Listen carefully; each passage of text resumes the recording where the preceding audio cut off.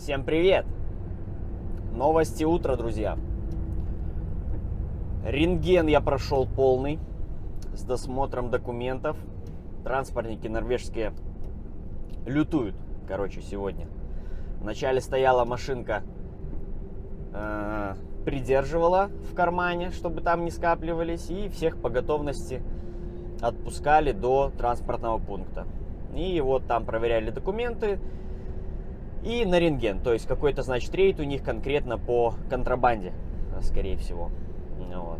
Потому что Норвегия хорошее место для провоза контрабанды, так как дорогущие сигареты в Норвегии и алкоголь дорогой. Вот. Поэтому здесь частенько провозят контрабанду и частенько ловят с этой контрабандой. Вот так. Но у меня эмоции на весь день. Я увидел вживую рысь.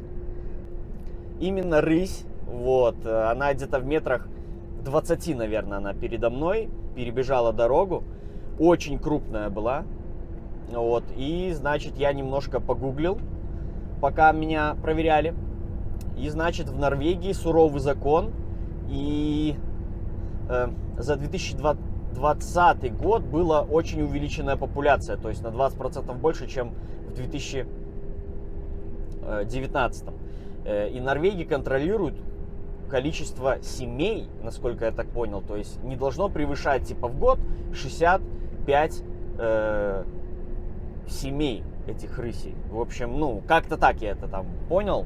И то есть рысь — это единственный хищник, именно самый, который крупный хищник в Норвегии, так как медведей и волков они переселили, и они теперь в Финляндии только обитают.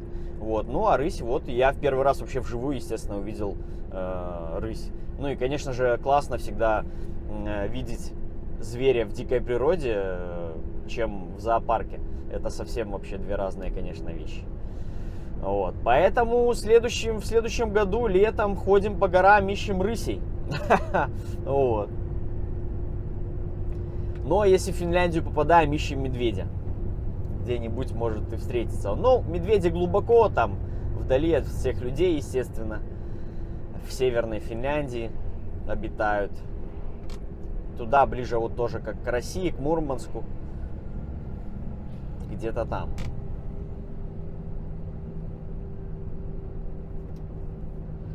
Вот, а я еду на выгрузку, значит. 70 километров мне до выгрузки. Мне скинули уже задание в обратную сторону на Швецию. И, по-моему, будет задняя загрузка, если я все правильно понял. В общем, что-то новенькое, Обычно с этого региона 30 тонн бумаги или 30 тонн мусора и поехал. Но тут что-то по-другому у них сейчас. Ну, посмотрим, в общем. Ночью был небольшой гололед. Да, даже мне пришлось перекидывать вес с ленивца на ведущую ось. Вот. Ну и как только я перекинул, сразу у меня пробуксовка пропала. Температура держалась 2 градуса, 3, 1, но где-то вот местами что-то подмораживало.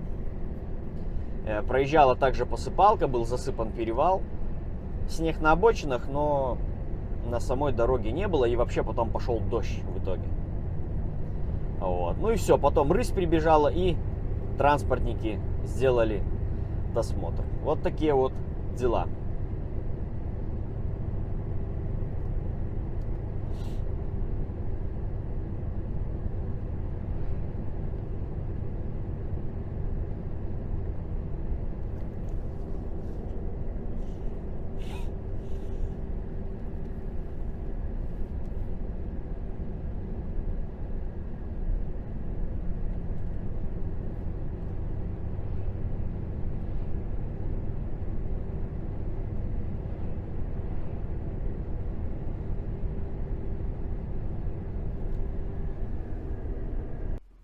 Итак, нашел я свою выгрузку в таком вот частном районе. Не совсем я понял, чем фирма занимается. Но, в общем, мне сейчас нужно по этой улочке задом сдать вон туда, к тем 2 контейнерам. В общем, сейчас.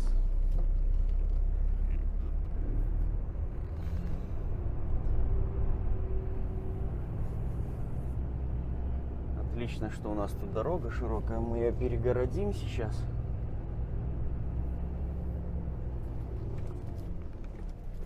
Вот так. А.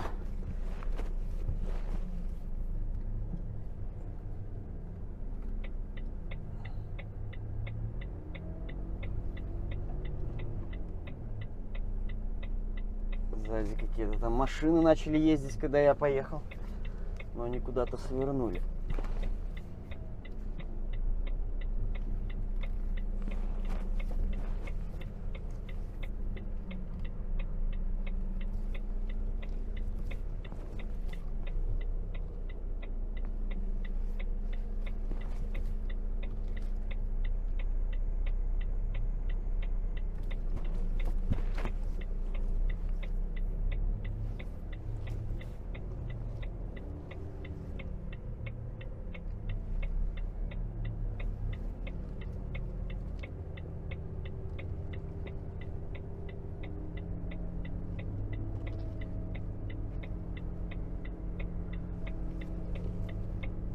В общем, хорошо, что здесь с одной стороны меня выгрузят, потому что у меня уже были мысли, что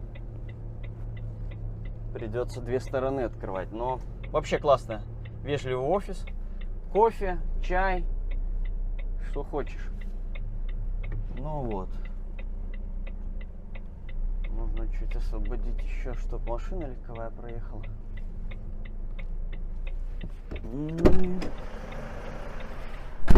Отлично.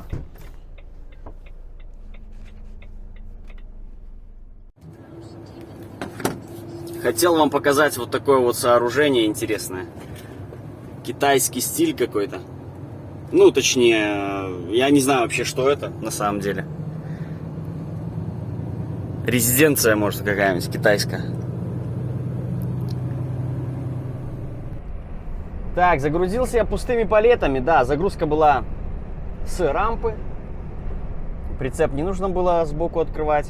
Грузил я сам электрическим погрузчиком. Вот. И, значит, тут планы у них появились такие интересные. Поменять мне машину. У моей техосмотр уже закончился. Я так понимаю, из-за этого. То есть вначале они были согласны, что я доработаю на этой машине до конца ноября. Но сейчас решили, что все-таки поменяют машину. Ну, в общем, посмотрим, что там будет завтра. А пока впереди у меня там дождь, солнце, туман. Вообще непонятно, что там происходит. И поэтому на сегодня все. Посмотрим, что меня ждет дальше. Всем удачи, пока.